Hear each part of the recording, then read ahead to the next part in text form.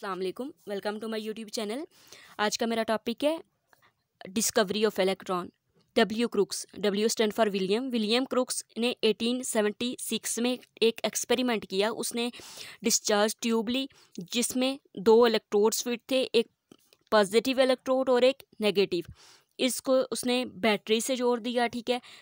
ये negative terminal है battery का इस साइड पे और ये पॉजिटिव टर्मिनल, और यहाँ पे उसने वैक्यूम पंप लगा दिया। इससे प्रेशर को डिक्रीज या इंक्रीज़ किया जाता है। नॉर्मल टेम्परेचर प्रेशर पे उसने देखा कि इस ट्यूब के अंदर कोई जो है ना करंट फ्लो नहीं हुआ, यहाँ पे एमीटर पे कुछ भी शो नहीं हुआ। लेकिन जब उसने वोल्टेज बढ़ाया 5000 से 10,000 तक, ठीक है, जब इतना वोल्टेज उसने बढ़ाया तो उसने देखा कि ट्यूब के अंदर कोई यूनिफॉर्म सा ग्लो उसको नज़र आया, ठीक। और यहाँ पे एमीटर पे करंट शो हुआ। अब उसने कोशिश की कि ट्राई करे वो कि कौन से जो यहाँ पे कौन सी किस चीज़ की मूवमेंट की वजह से करंट प्रोड्यूस हुआ। उसने क्या किया कि कैथोड पे यहाँ पे सुराख कर लिया और यहाँ पे फ्लोरेसेंट जिंक सल्फाइड की स्क्रीन लगा दी, ठीक है।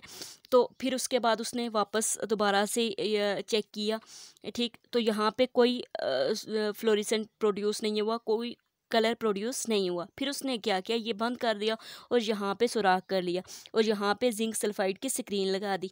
उसने देखा कि यहाँ पे जिंक सल्फाइड की स्क्रीन पे फ्लोरेसेंट प्रोड्यूस हुआ। तो अब उसे पता चला कि कोई चीज़ है जो यहाँ से इस साइड से कैथोड से एनोड की तरफ मूव कर रही है, और कैथोड तो नेगेटिव चार्ज है, तो ऑब्वियसली यहाँ से नेगेटिव चार्ज पार्टिकल्स एनोड की तरफ मूव कर रहे होंगे।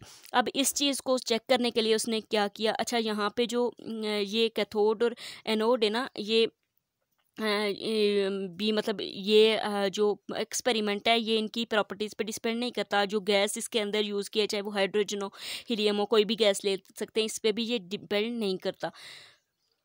अब ये चीज़ चेक करने के लिए कि आया जो पार्टिकल यहाँ से कैथोड से एनोड की तरफ मूव कर रहे हैं वो पॉजिटिव हैं या नेगेटिव चार्ज पार्टिकल्स हैं, तो उसके लिए क्योंकि इलेक्ट्रॉन की डिस्कवरी से पहले साइंटिस्ट को पता था कि पॉजिटिव चार्ज पार्टिकल्स भी होते हैं और नेगेटिव चार्ज भी, और उनका बिहेवियर इलेक्ट्रिक और मैग्नेटिक फील्ड में क्या होता है ये भी साइंटिस्ट को ऑलरेडी पता था। तो उन्होंने क्या किया, यहाँ पे इलेक्ट्रिक फील्ड अप्लाई किया।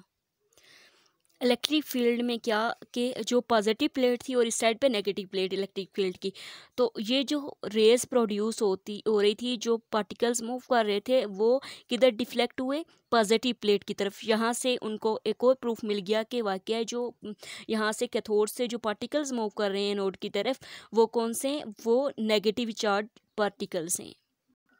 अच्छा, जो मैग्नेटिक फील्ड में अगर इसको देखें तो राइट हैंड रूल के मुताबिक अगर इस साइड पे चार्ज मूव कर रहा है, ठीक है, पॉजिटिव चार्ज अगर इस साइड पे मूव करेंगे तो मैग्नेटिक फील्ड की डायरेक्शन इस साइड पे होगी। राइट हैंड रूल के मुताबिक ये डायरेक्शन ऑफ चार्जेस है, इस साइड पे अगर पॉजिटिव चार्ज मूव कर रहे हैं तो डिफ्लेक्शन डायरेक्शन किधर होगी मैग्नेटिक फील्ड की, इस साइड पे होगी, ठीक है।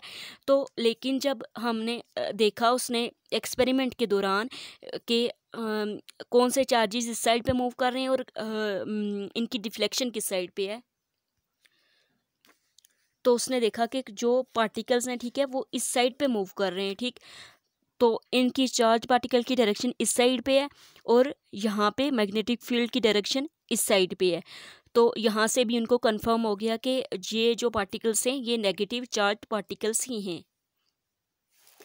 उसके बाद उसने क्या किया कि ये इन्हीं रेज़ के रास्ते में एक ऑब्जेक्ट रख लिया, ओपेक ऑब्जेक्ट। ओपेक ऑब्जेक्ट वो होता है जिसमें से लाइट रेज पास नहीं हो सकती। तो ये रखा तो यहाँ पे इसका जो है शेडो बन गया। इससे हमें पता चला कि जो कैथोड रेज हैं वो स्ट्रेट लाइन में मूव करती हैं, स्ट्रेट लाइन इनकी मोशन है। फिर उसके बाद क्या किया उन्होंने कि यहाँ पे रेज़ के रास्ते में एक व्हील रख लिया, ठीक है। तो क्या हुआ कि जब रेज़ इस पे पड़ती थी ये मूव करना इसने स्टार्ट कर दिया, रोटेट करना स्टार्ट कर दिया। तो इसके पता चला कि जो नेगेटिव चार्ज पार्टिकल्स हैं, जो इलेक्ट्रॉन्स हैं, इनकी प्रॉपर्टीज़ कौन सी हैं, मैकेनिकल प्रॉपर्टीज़ हैं। अच्छा, उसके अलावा यहाँ पे अगर इनकी रास्ते में कोई ऑब्जेक्ट रखते हैं तो उसका टेम्परेचर भी इंक्रीज़ होता है। इसका मतलब है इनके अंदर काइनेटिक एनर्जी है, ये पार्टिकल्स मूव कर रहे हैं, ये इनके अंदर काइनेटिक एनर्जी होती है। उसके अलावा यहाँ पे उसने इन्हीं रेज़ के रास्ते में क्या किया, एक पार्टिकल रखा, ठीक है, जिसका मैस ज़्यादा था। जब ये रेज़ इससे टकराती थी, इलेक्ट्रॉन जब इससे टकराते थे, यहाँ से एक और टाइप की रेज़ प्रोड्यूस हुई हैं जिनका नाम एक्स रेज़, जिनकी प्रॉपर्टीज़ एक्स रेज़ से मिलती थी।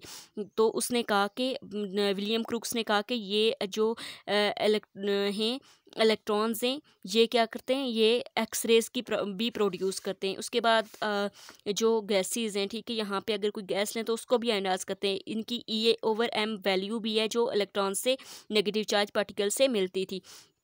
उसके बाद इन इन का जो है रिड्यूसिंग इफेक्ट करते हैं, ये किसी चीज़ को रिड्यूस करके खुद ऑक्सीडाइज हो जाती हैं ये वाली रेज़। अच्छा, उसके अलावा इनको कैथोड रेज़ इसलिए कहते हैं क्योंकि ये कैथोड से एनोड की तरफ मूव करती हुई नज़र आती थी, इसलिए इनका नाम कैथोड रेज़ रख दिया। Thank you so much.